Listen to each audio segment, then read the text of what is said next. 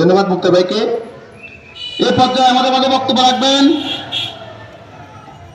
লক্ষ্মীপুর সদর উপজেলা পশ্চিম যুব দলের সাবেক যুগ্ম আহ্বায়ক 21 নং টুমসর ইউনিয়নের কৃতি সন্তান জনাব মাহমুদুর রহমান শিপন।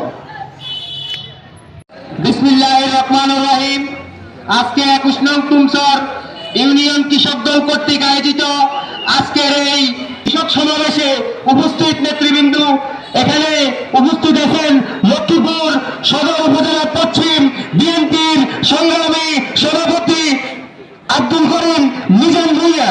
এখানে এই সমাবেশে উপস্থিত আছেন লক্ষ্মীপুর সদর উপজেলা পশ্চিম বিএনপির সংগ্রামী সদস্য সচিব কামরুজ্জামান সোহেল চেয়ারম্যান।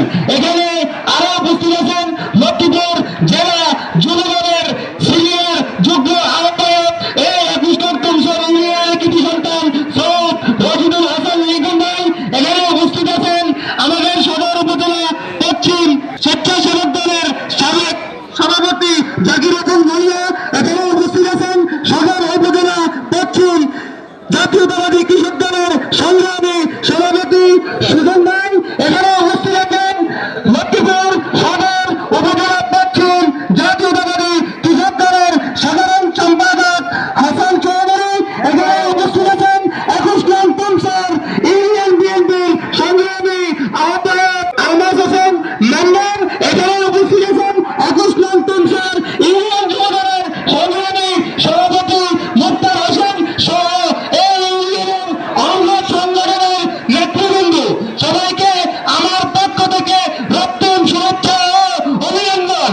আজকে আমরা এই 5 তারিখের পরে একটি বিশাল সমাবেশের আয়োজন করেছে 21 নং টুমসর ইউনিয়ন কৃষক দলের বেলায়।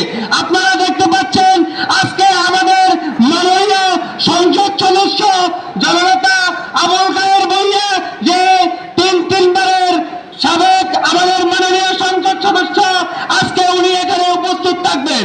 আপনারা সবাই জানেন বিগত দিনের আন্দোলনে কারা উপস্থিত ছিল কারা ছিল না।